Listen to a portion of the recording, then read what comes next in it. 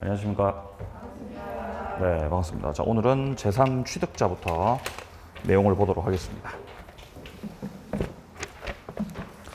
자, 기본서는 452페이지입니다. 452페이지. 자, 여기서 나오는 게 지금 제3취득자인데요. 제3취득자는 일단 소유자 있고, 부동산 소유자 있고, 그 부동산에 저당권이 설정됐죠.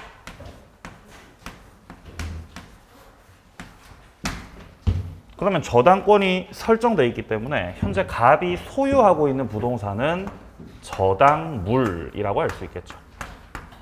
저당물. 자, 그리고 이 저당물에 대해서 저당권이 설정돼 있는 부동산에 대해서 그 이후에 매수해서 소유권 취득한 자, 그 이후에 지상권자로 들어온 자, 전세권자로 들어오신 분들, 이렇게 지위가 불안정한 자들이죠. 왜냐하면 1순위 저당권이 이후에 실행될 수 있죠. 경매가 들어갈 수 있거든요. 경매가 들어가 버리면은 이 권리들은 다 없어지거든요. 그렇죠? 다 없어지는 애들이라고요. 지위가 열악하죠. 이런 애들을 묶어서 제3취득자라고 하는 거죠. 자, 제3취득자에서 정리할 건 세 가지밖에 없습니다. 권리 세 가지. 제3취득자 권리가 이렇게 1번, 2번, 3번 세 가지가 있다고, 세 가지가. 첫 번째 권리가 뭐예요? 경매인이 될 수 있다. 경락을 받을 수가 있다. 이게 첫 번째 권리. 두 번째, 저당권자한테 변제를 할 수가 있죠. 대위 변제 가능합니다. 변제권. 그리고 변제를 했기 때문에 갑을 상대로 해서 구상권을 주장할 수 있고요. 세 번째로 비용을 투입했을 때 비용을 달라고 할 수 있죠. 비용 상환 청구가 가능하다. 이 세 가지가 바로 제3취득자가 가지는 권리가 되겠습니다. 자, 그래서 우리 책에도 지금 조문을 보면 452페이지 밑에 쪽에 먼저 363조에서 경매인이 될 수 있다. 자, 그리고 364조에서는 저당 부동산에 대해서 소유권, 지상권, 전세권 취득한 제3자는 담보된 채권을 변제하고 저당권 소멸을 청구할 수 있다. 요게 지금 변제권이라는 것이에요. 변제권. 그러니까 저당권이 실행되기 전에 이 제3취득자들이 실행시키지 말라는 취지로 갑이 갚을 돈을 대위 변제한다는 거죠. 그러면 변제를 하게 되면 을이 갖고 있었던 채권이 소멸하기 때문에 이 저당권 없어지죠. 그럼 이제 제3취득자가 살아남을 수가 있다는 것이에요. 자, 그리고 367조에서 말하고 있는 것은 부동산 보존 개량을 위해서 필요비나 유익비, 비용을 투입시켰다는 거죠. 그러면 그 비용을 경매 대가에서 받아갈 수 있습니다. 자, 이때 비용을 받아갈 때는 최우선적으로 제일 먼저 받아가요. 네, 순위를 무시합니다. 자, 오른쪽 페이지에서요. 지금 파란색 2번에 보시면 제3취득자 보호 수단이 나오고 양괄호 1번이 경매인, 그리고 양괄호 2번이 변제권, 그리고 구상권인데, 자, 여기서 동그라미 2번을 좀 보시면 동그라미 2번. 제3취득자는 부동산으로 담보된 채권만 변제하면 족하고, 자, 지연이자가 쌓여 있을 때 지연이자 전액 변제할 필요 없습니다. 지연이자 몇 년치만 변제하면 된다고? 1년치. 자, 지연이자가 뭐 예를 들어 3년치가 쌓여 있다. 3년치가 쌓여 있다고 해서 3년치를 다 변제해야 되냐? 그럴 필요 없다는 거죠. 지연이자 1년분만 변제하고 소멸 청구를 할 수가 있어요. 이건 차이가 있습니다. 만약에 채무자 갑 쪽에서 만약에 변제를 한다면 직접 변제를 한다면 지연이자 3년치 쌓여 있는 거 전액 다 변제해야 되거든요. 갑은 전액을 다 변제해야 되는데 제3취득자는 1년치만 변제하고 끝낼 수가 있겠습니다. 자, 그리고 동그라미 3번에 나오듯이 제3취득자가 변제하게 되면 채권이 소멸하므로 부종성에 따라서 저당권 소멸. 자, 그리고 이것은 법률 규정에 해당되기 때문에 말소 등기 없이도 저당권이 소멸합니다. 자, 뒤로 한 장 넘겨보죠. 세 번째 권리입니다. 우선 상환권입니다. 필요비나 유익비를 받아낼 수가 있습니다. 자, 여기서 동그라미 4번이요. 근저당 부동산에 대해서 후순위 저당권 취득한 자는 채무를 변제하고 선순위 저당권에 대해서 소멸 청구할 수 있냐라고 돼 있죠. 자, 후순위에 지금 지상권자도 아니고 전세권자도 아니고 소유자도 아니고 지금 누구라 그래요? 후순위 저당권자라고요. 그러면 후순위 저당권자라는 것 자체가 얘 같은 경우는 제3취득자에 해당이 되지 않는 자입니다.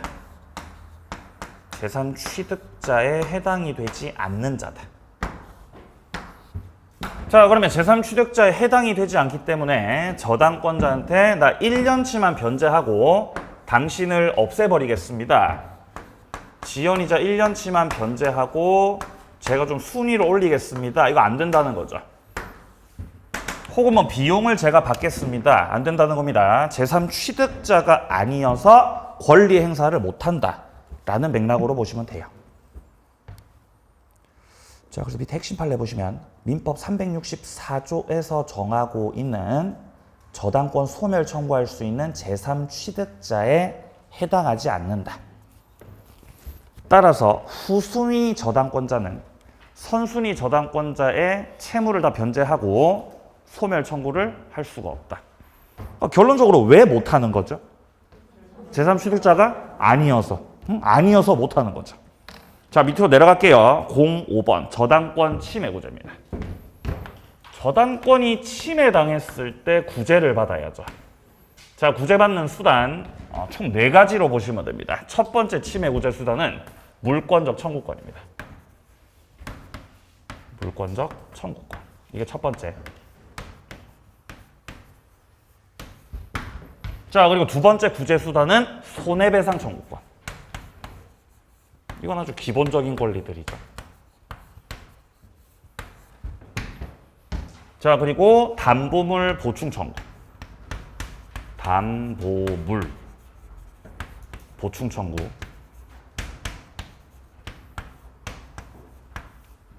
네 번째로 즉시 변제 청구. 이 4가지를 보시면 됩니다.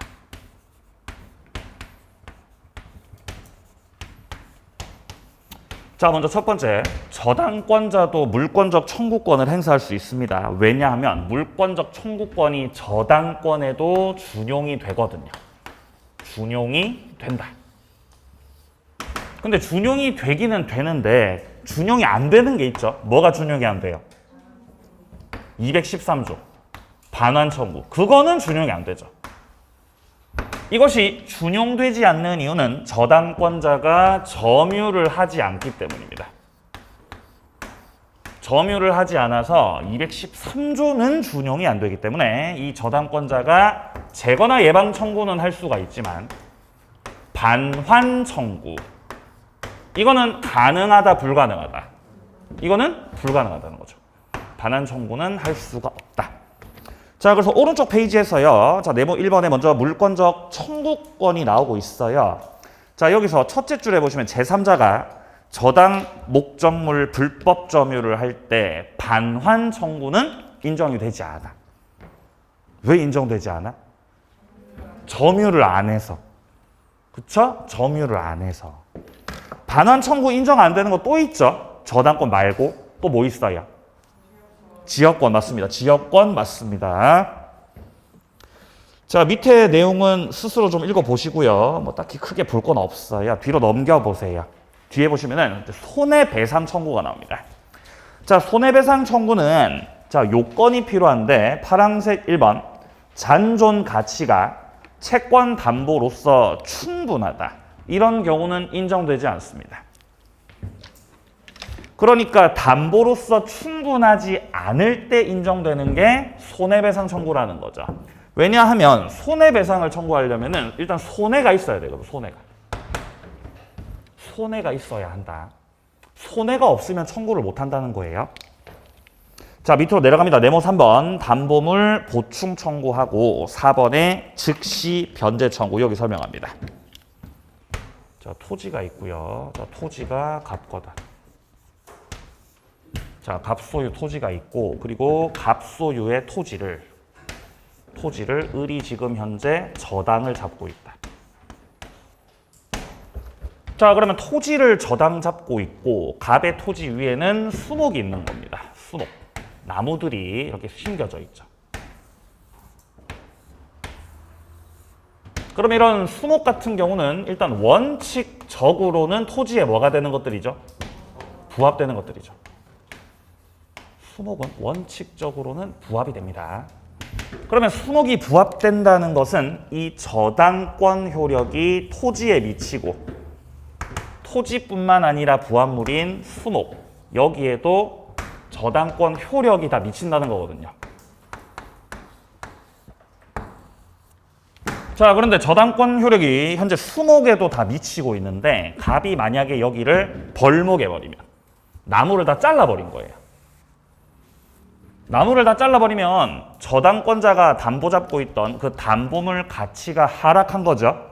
그럼 내 담보물 가치가 하락했기 때문에 갑한테 청구하는 거예요. 다른 담보물로 보충하세요. 보충을 하시기 바랍니다. 보충 청구하는 거죠. 보충 청구. 선생님 뭐 집을 갖고 오시던가 뭐 상가를 갖고 오시던가 다른 담보물 갖고 오라고 청구하는 거예요. 자, 보충 청구를 하고 갑이 다른 담보물을 을한테 제공하면 이 경우는 굳이 즉시 변제할 필요가 없겠죠. 채무자의 기한의 이익이 상실되지 않습니다. 계약을 계속 진행시킬 수가 있는데 만약에 보충 청구를 안 하고 저당권자가 즉시 변제 청구를 할 수 있어요. 나무를 다 잘라버리다니 너무나 괘씸하구나. 지금 당장 돈 갚으라고 청구를 할 수 있는 것이에요. 이렇게 되면 채무자가 누리고 있었던 그 기한의 이익, 정해진 변제 일자의 변제를 하면 되는 건데 그 누리고 있었던 기한의 이익이 상실돼버리는 거죠. 그래서 저당권자가 어떤 선택을 하느냐에 따라서 기한 이익이 상실될 수도 있고 상실되지 않을 수도 있는 거죠. 네. 둘 중에 선택이에요. 둘 중에 선택. 자, 그래서 담보물 보충 청구 같은 경우는 첫 번째, 설정자 책임 있는 사유로 가액이 감소해야 된다. 책임 있는 사유로. 자, 그리고 3번에서 보충 청구권을 행사할 때는 즉시 변제 청구를 못 한다는 거. 자, 밑에 4번 즉시 변제 청구. 자, 저당권의 침해가 채무자의 책임 있는 사유로 인했을 때 채무자는 기한의 이익을 상실한다. 자, 채권자는 변제기 전 즉시 변제를 청구할 수가 있다. 자, 여기까지가 저당권자의 침해 당했을 시의 구제 수단 4가지였습니다.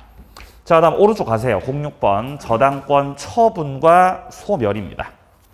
자, 여기서 일단 361조를 보게 되면은 저당권은 담보한 채권과 분리해서 타인에게 양도, 다른 채권 담보로 하지 못한다고 돼 있죠. 이게 바로 부종성입니다. 이게 바로 부종성이죠. 주종관계를 이루고 있다는 겁니다. 저당권에서는 일단 피담보 채권, 피담보 채권 이거 하고 그 다음에 종에 해당되는 저당권하고 주종관계를 이루고 있죠. 피담보 채권이 주에 해당되고 저당권이 종에 해당되는 거죠. 그러니까 종에 해당되는 이 저당권은 주에 해당되는 피담보 채권을 따라갈 뿐, 따라서 갈 뿐, 이 저당권만 따로 분리해가지고 처분한다. 이것만 따로 분리해가지고 뭐 양도하겠다. 아우, 그런 것들은 안 되는 거죠. 종은 주님을 따라가야 되겠습니다. 자, 그리고 밑에 369조를 보게 되면은 저당권으로 담보한 채권이 소멸시효 완성 기타 사유로 소멸했죠? 지금 뭐가 소멸했다 그래야? 채권이 없어졌습니다. 저당권도 없어진다는 거죠. 역시 부종성이었습니다. 자, 여기까지 저당권 일반론들 다 마무리하고요. 자, 조금 뒤로 가면 이제 461페이지에서 여기서부터 나오는 게 특수저당입니다. 특수저당. 특수저당은 좀 특이한 저당을 말해요. 특수저당. 특수저당은 두 가지가 있어요. 일단 첫 번째가 공동저당. 그 다음 두 번째가 근저당입니다.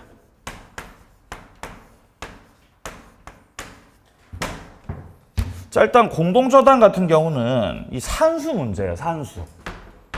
공동저당 산수. 산수 문제이기 때문에 이거는 이제 문제를 보면서 봐야 돼요. 그래서 이거는 문제풀이 때 봅니다. 문제풀이 때. 문제를 보면서 내용들을 살펴볼 거고요. 이번 과정에서 요 근저당을 보고 물권법 파트를 마무리합니다. 자, 근저당 어디 나오냐? 좀 뒤에 나와요. 자, 근저당은 466페이지로 오시면은 제 5절에서 나오고 있습니다. 근저당.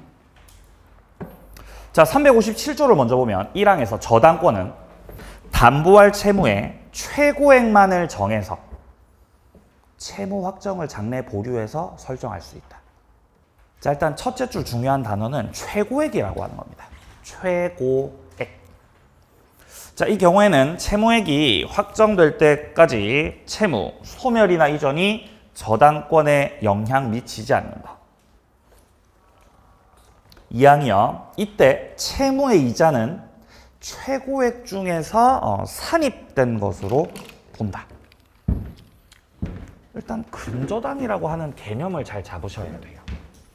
근저당하고 보통 저당은 다르거든요. 다르죠. 뭐가 다르죠? 근저당, 그냥 저당. 뭐가 다르죠? 네? 이때까지 봤던 거는 저당권이었잖아요. 이때까지 저당권을 봤었죠? 근데 지금부터 나오는 건 뭐예요? 근저당권이죠. 다르죠? 뭐가 달라요? 이 근이 다르죠? 이 근자가 뿌리 근자예요. 뿌리. 뿌리. 이 뿌리가 뜻하는 게 채권 최고액입니다. 이 뿌리가 뜻하는 것이 바로 채권 최고액이라 이 말입니다. 한 번만 거래를 하는 게 아니라 계속적 거래를 하는 거예요. 계속적 거래.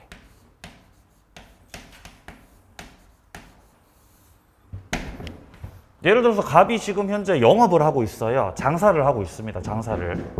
그럼 갑이 장사를 하셔야 되기 때문에 물품을 공급받아야 돼요. 물품을 공급받는다. 갑이 예를 들어서 뭐 양주를 파는 사람이에요. 양주를. 그러면 양주를 공급받아야죠. 양주를 공급을 받는다. 그러면 양주를 공급받았으니까 갑이 이제 그 결제를 해줘야 될 거 아니에요. 돈 줘야 되죠. 근데 지금 당장은 돈이 없죠. 내가 공급받은 이 양주를 가지고 여기서 영업을 해서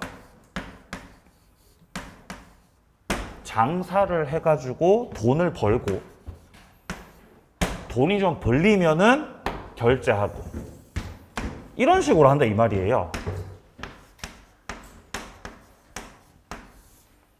그럼 일단 양주를 갑이 을로부터 공급을 받았을 때 공급받았다는 것 자체가 을한테는 채권이 생겼다는 거죠. 채권이 생겼다. 근데 양주를 좀 많이 공급했어요. 많이. 그럼 채권도 많이 늘어나겠죠. 그럼 을의 채권이 늘어났다는 건 갑에게는 뭐가 늘어나는 거죠?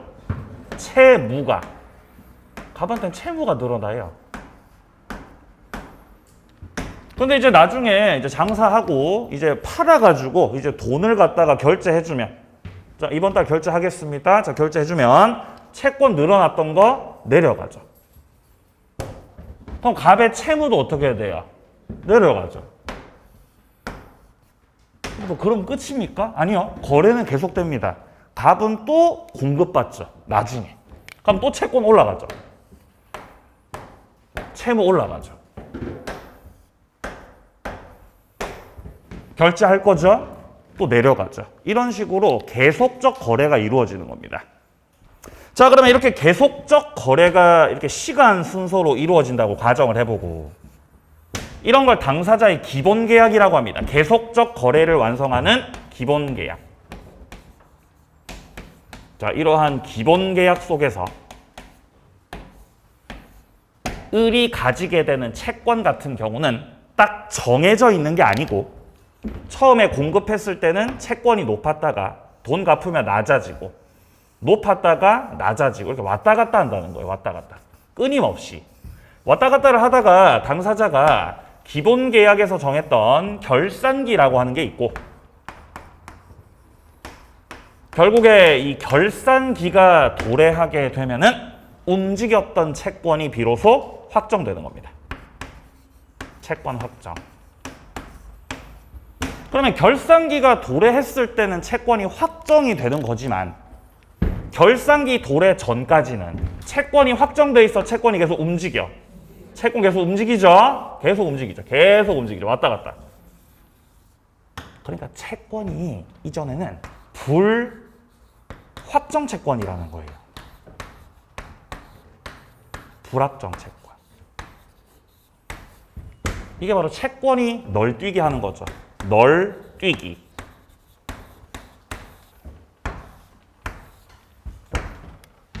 이렇게 불확정 채권을 담보하기 위해서 저당 설정을 할 때는 그냥 저당이라고 안 하고 근저당이라고 하는 겁니다. 근저당이라고 해서 일정한 한도를 정해놓는 겁니다. 채권 최고액이라고 하는 일정한 한도를 싹 정해놓고, 이 한도 안에서, 이 정해놓은 한도 안짝에서 움직이는 그런 불확정 채권을 담보하더라. 그래서 불확정 채권을 가지고 있는 이 채권자가 가지는 저당은 그냥 저당이 아니라 근저당이다 라고 하고, 근저당이 되기 위해서는 반드시 채권의 최고액을 기재해야 되겠습니다. 그럼 근저당에서는요, 결산기가 도래하기 전에 이런 식으로 채권이 일시적으로 빵원이 될 때가 있어요. 일시적으로. 근데 채권이 빵원이 됐다고 해도 결산기 도래 전에는 다시 물품을 공급받아서 채권이 또 얼마든지 늘어날 수 있는 거죠. 그래서 이런 걸 부종성 완화라 그래요. 부종성이 완화가 된다. 그냥 보통의 저당이라고 한다면은 채권이 빵원이 됐을 때 저당권 딱 없어지는 거죠. 말소등기 안에도 없어지는 거죠. 근데 근저당에서는 부종성이 완화가 되기 때문에 일시적으로 채권이 빵원이 됐다고 해도 근저당은 소멸한다, 소멸하지 않는다. 소멸하지 않아요. 얼마든지 또 늘어나거든. 조금 있다가. 소멸하지 않는다.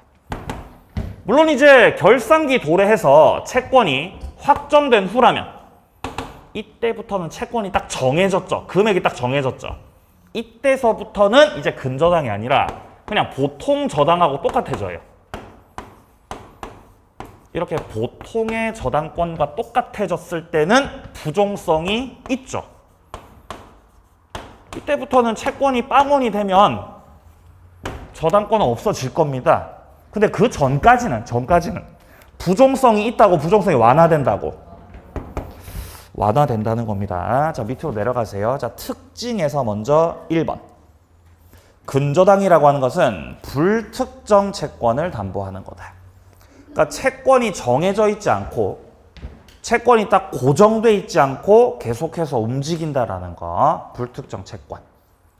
자, 그리고 밑에 2번에 나오듯이 부종성은 완화됩니다.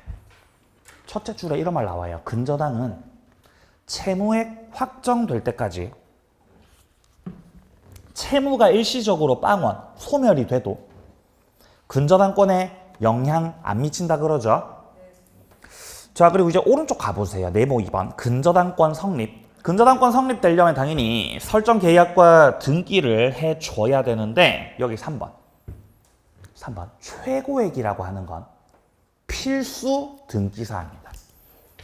최고액이 반드시 들어가야 돼요. 최고액. 그래서 우리가 등기부를 열람해 보면은 이 근저당에서는 채권 최고액이라고 하는 것이 딱 기재가 되어 있습니다. 최고액 없으면 근저당이라고 할 수가 없어요. 자, 1호라고 만든 게 근저당입니다. 이렇게 계속적 거래를 하고, 그러니까 대표적인 게 물품을 공급받아가지고 거래를 하고, 요런 게 이제 계속적 거래죠. 1호라고 만든 게 근저당인데, 근저당을 현실에서 쓸 때는 어떻게 근저당을 쓰느냐. 자, 예를 들어서 을이 은행입니다. 은행에서 갑한테 돈을 1억을 빌려줘요. 돈을 갖다가 1억을 갑한테 빌려준다. 그러면 1억을 갑한테 빌려줬으니까 을의 채권액은 현재 1억이죠. 받을 돈이 1억이 되겠습니다. 그리고 갑이 갚을 돈. 갑이 갚아야 될 돈은 역시 1억이죠. 맞잖아요. 1억 빌렸으니까 1억 갚으셔야 될 거 아니에요. 근데 여기서 을이 담보를 제공받을 때, 담보 제공받아서 저당권 등기를 할 때 근저당으로 등기를 주로 하더라는 거예요. 그냥 저당권으로 등기 안 하고 근저당권으로 등기를 하더라는 거죠. 아니, 왜 그냥 저당 안 하고 왜 근저당으로 합니까? 왜냐하면 근저당으로 할 때 을한테 유리한 점이 있기 때문이죠. 뭐가 유리하냐? 근저당으로 등기했을 때는 반드시 등기부에다가 채권의 최고액을 기재한다고 했습니다. 최고액. 자, 현재 을이 갑한테 빌려준 돈은 1억이잖아요. 빌려준 돈은 1억인데 최고액을 기재할 때는 1억 3천 이런 식으로 채권액보다 더 높게 기재를 하게 됩니다. 왜냐하면 이 1억 3천이라고 하는 이 범위에서 근저당권자가 우선 변제를 받을 수 있고,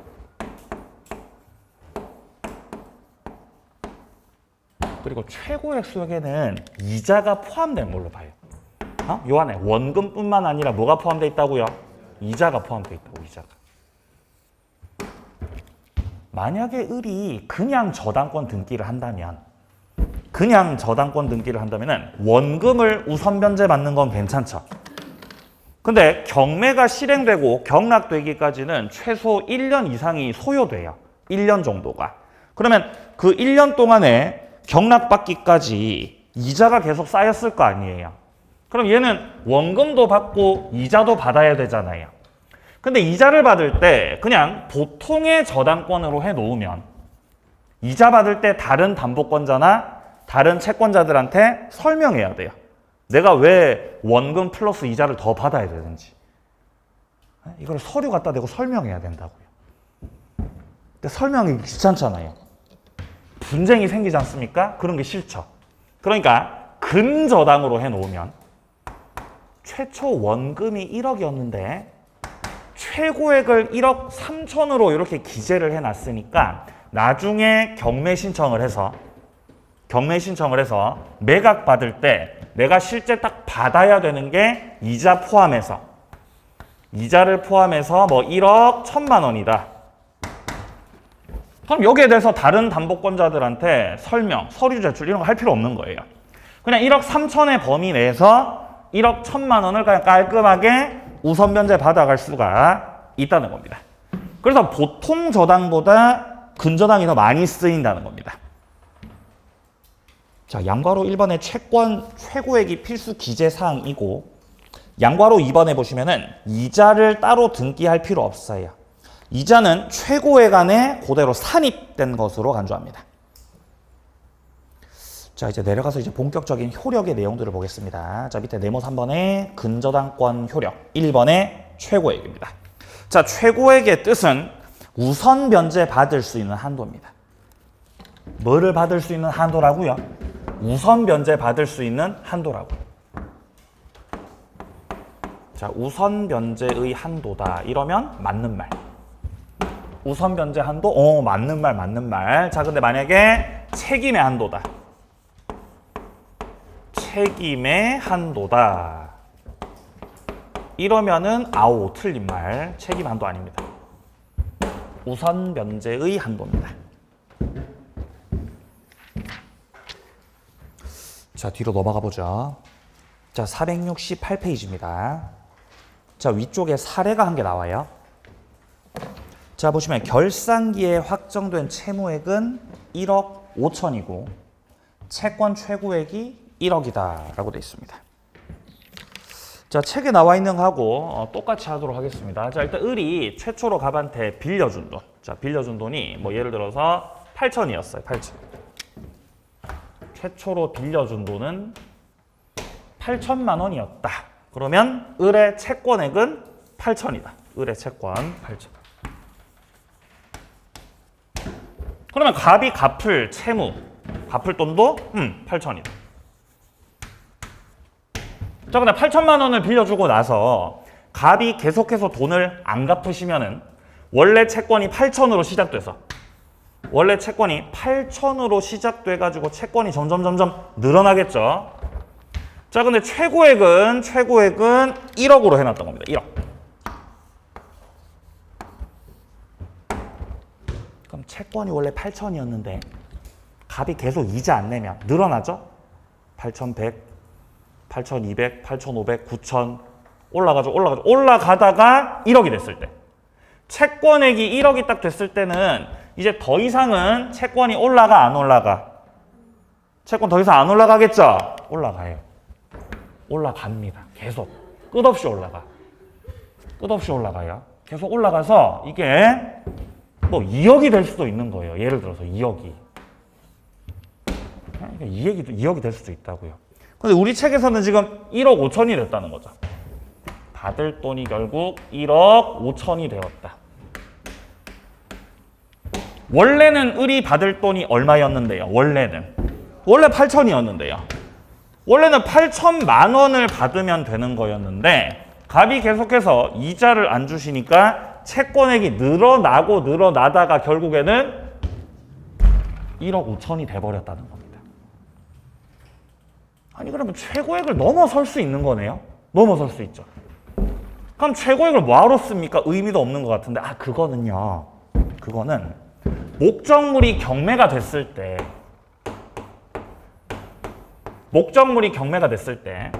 을이 현재 갑한테 받을 돈은 1억 5천만 원이지만 다른 후순위 담보권자들보다 우선 변제를 얼마를 받는다는 거예요? 이게 최고액의 의미예요. 이 범위에서 우선 변제를 받을 수 있다. 그럼 여기서 문제. 갑이 돈을 갚을 때 채무자 쪽에서 돈을 갚아야 될 때 근저당권 소멸 청구를 할 때 1억만 갚으면 되겠어요? 1억 5천 다 갚아야 되겠어요? 다 갚아야 됩니까? 다 갚아야죠. 갑이 갚을 돈이 현재 1억 5천으로 불어났기 때문에 갑은 최고액만 갚는다고 해결이 안 되고 채무 전액을 싹 다 변제하시라는 거죠. 전액을 싹 변제해야 비로소 근저당에 대해서 소멸을 청구할 수가 있다는 것입니다. 그 내용이 지금 이 박스 안에서 나오는 거예요. 자, 먼저 1번부터 근저당권자는 경매 시 얼마를 우선 변제 받습니까? 당연히 1억입니다. 왜 1억밖에 못 받는 거죠? 최고액이 1억이라서요. 실제로 근저당권자가 받을 돈은 1억 5천이죠. 근데 우선 변제 받는 건 1억 한도에서 받을 수 있습니다. 요 말입니다. 자, 그러면 2번입니다. 채권액이 최고액을 초과하고 있을 때 얼마를 변제해야 근저당권 말소 청구를 할 수 있는가? 자, 동그라미 1번은 채무자입니다. 자, 우리 채무자께서 직접 변제를 하고 말소 청구를 할 때는 지금 동그라미 1번에서 셋째 줄입니다. 채무, 전액을 변제해야 근저당권 말소 청구가 가능하다는 것이에요. 다 갚아야 됩니다. 채무자께서는. 근데 다 안 갚아도 되시는 분들이 있어요. 다 안 갚아도 되시는 분들. 누가 있냐면은 일단 물상보증인. 물상보증인하고 그 다음에 제3취득자. 물상보증인하고 이 제3취득자들 같은 경우는 변제를 할 때 전액을 변제하실 필요가 없습니다. 얘네들이 돈을 빌렸던 건 아니죠. 이분들이 돈을 빌리셨던 게 아니기 때문에 이분들은 전액 변제할 필요 없이 을한테 돈 갚을 때 최고액 범위에 해당되는 1억. 1억까지만 변제를 해버리고 근저당권자에게 소멸 청구를 하실 수가 있다는 거예요. 그게 지금 동그라미 2번에서 나오는 겁니다. 물상보증인이나 제3취득자는 최고액 한도로 담보적 책임을 부담함으로 최고액을 변제하면은 근저당권 말소 청구를 할 수가 있겠습니다. 근데 동그라미 3번에 보시면은 후순위 저당권자는 최고액만 변제를 한다고 해서 소멸 청구를 할 수가 없죠? 왜 그런 거죠? 당신은 제3취득자가 아니기 때문에. 제3취득자가 아니기 때문에 그렇습니다. 예. 자, 밑으로 내려가죠. 2번, 파란색 2번입니다. 근저당은 최고액 범위 내에서만 채권을 담보하게 됩니다. 그래서 양괄호 2번에 나오듯이 최고액 범위 내라면 지연이자 같은 경우는 보통의 저당권하고는 다르게 1년분 제한 없이 다 담보가 됩니다. 지연이자 1년치든 2년치든 3년치든 상관없이 근저당에서는 그냥 이 최고액의 범위에서 지연이자가 담보가 된다 라고 보시면 돼요. 그럼 지연이자가 뭐 6개월치가 될 수도 있고 뭐 3년치가 될 수도 있고 그건 알 수가 없는 거죠. 그냥 최고의 한도입니다. 최고의 한도. 몇 년치가 됐든 그런 거는 따질 필요가 전혀 없죠. 자, 그리고 양괄호 3번입니다. 이자는 최고액 속에 포함되어 있습니다. 근데 이자는 포함이 돼 있는데 동그라미 1번 실행비용은 포함되지 않는다. 실행비용은 포함되지 않는다. 그럼 실행비용은 우선변제 받아 못 받아? 우선변제 받습니다. 따로 받아요. 자, 실행비용은 어떻게 받는다고요? 따로 챙겨줘요, 법원에서. 실행비용 100만 원 드셨습니까? 따로 100만 원 이렇게 준다는 거죠. 그러면 실행비용이 어차피 따로 받을 수 있는 건데 최고액에 포함시키는 게 나아요? 포함 안 시키는 게 나아요? 안 시키는 게 낫죠. 포함시켜버리면 그만큼의 이자를 못 받잖아요. 자, 동그라미 2번이요. 최고액이 1억이고 채권액 1억, 이자 1,500, 실행비용 500일 때 일단 우선변제는 1억이겠죠. 1억. 일단 최고액 자체가 1억으로 돼 있기 때문에 이자 1,500은 우선변제 못 받습니다. 안타깝지만 원금밖에 못 챙기시네요. 그리고 실행비용이 500만 원 들었잖아요. 이 500만 원도 받으신다는 겁니다. 1억 받고 실행비용 500도 또 따로 받고요. 네, 그 말입니다. 최고액 수에 포함이 안 돼 있어요. 자, 내려가서 3번입니다. 채무액 확정 시기가 언제냐? 자, 이렇게 불확정이었던 채권이 언제 확정이 되는지 그것은 첫 번째입니다. 경매를 신청하면. 근저당권자가 경매를 신청하게 되면은 최고액이 확정되고요. 채권액이 확정. 자, 그 다음에 기본 계약이 해지됐을 때. 기본 계약 자체, 계속적 거래 관계 자체가 끝났어요. 채권이 확정이 되고요. 그리고 세 번째, 결산기가 도래하였을 때. 채권 확정. 그리고 네 번째로 채무자께서 파산하셨을 때. 요 네 가지가 채권 확정 사유입니다. 채권 확정 사유. 몇 가지죠, 지금? 네 가지. 네 가지. 첫 번째, 경매 신청. 두 번째, 기본 계약 해지. 세 번째, 결산기 도래. 네 번째, 채무자 파산. 요 네 가지 중 한 가지라도 사유가 생겼을 때 비로소 불확정이었던 채권이 확정이 된다는 거죠. 채권이 확정됐다.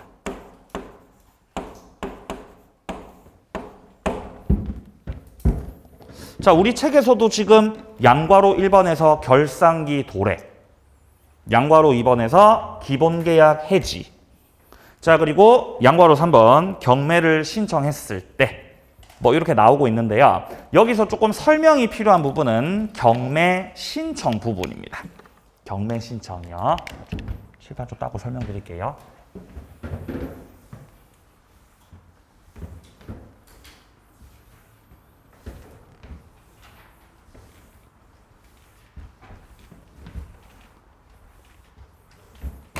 자, 만약에 채무자가 있고, 채무자 갑의 부동산에 을이 근저당권자예요. 자, 1순위 근저당권자 을이 있고, 그리고 2순위 근저당권자 병이 있어요. 그러면 을도 그렇고 병도 그렇고 둘 다 일단 시작할 때는 채권이 딱 확정되어 있는 게 아니겠죠. 불확정 채권입니다. 근데 여기서 만약에 1순위 근저당권자 을이 경매를 신청했어요. 을이 경매를 신청했다. 그럼 경매 신청했다는 것 자체가 을은 이제 나의 이 채권으로 그대로 돈을 빨리 받고 싶겠다는 의사표시를 한 거죠. 경매를 통해서. 그래서 을의 채권액이 확정되는 거는 을이 경매를 신청했을 때입니다. 을이 경매를 신청했을 때. 그때 을의 피담보 채권액이 확정됩니다. 근데 병의 입장에서는 좀 싫을 수가 있죠. 아니 내 채권이 점점 올라가고 있었는데 이자가 점점 쌓이고 있었는데 지금 경매 신청하면 어떻게 이 양반아 조금 이따 한 1년 뒤에 경매 신청하려고 했는데 따라서 이 후순위 경매를 신청하지 않은 근저당권자의 채권의 확정 시점은 경매가 끝났을 때입니다. 경매가 끝나는 게 경락받은 사람이 경락대금을 완납했을 때죠. 그래서 병의 채권 확정 시점은 경락대금 완납 시, 이때 비로소 확정이 되겠습니다. 이렇게 확정 시점이 조금 달라요. 그러면 만약에 2순위 근저당권자가 경매를 신청했다면 이때는 병이 직접 경매 신청을 하셨기 때문에 이 병의 채권의 확정, 지금 경매 신청 누가 했다고요? 병이 하셨다고요. 그럼 병의 채권액은 언제 확정됩니까? 라고 물으신다면은 경매 신청 시. 병이 경매를 신청하게 되는 그때 그 시점에서 채권이 확정됩니다. 그럼 역시 이 파란 색깔로 쓴 부분은 을은 경매 신청을 안 했지 않습니까? 그러면 을의 채권의 확정 시점은 같은 맥락에서 경락 대금이 다 완납이 됐을 때 그 시점에서 확정이 된다는 거죠.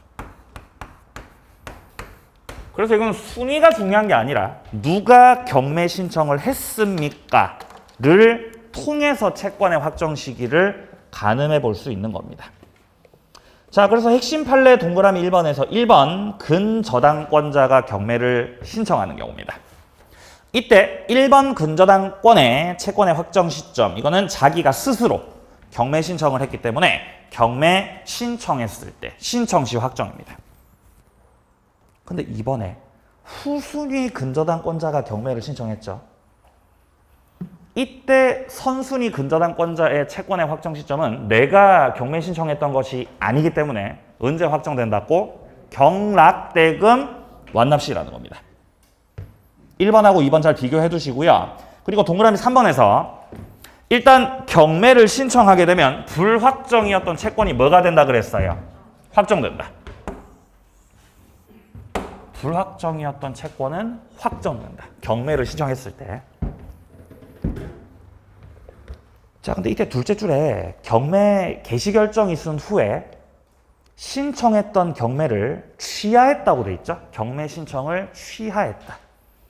그렇다고 해서 이 채권 확정 효과가 번복되는 것은 아닙니다. 다시 불확정 채권으로 돌아가지는 않는다는 것이에요. 자, 이까지 근저당을 마무리하고요. 물권법 마치도록 하겠습니다. 자, 시간이 다 되었으니 좀 쉬었다가 계약법으로 들어가죠.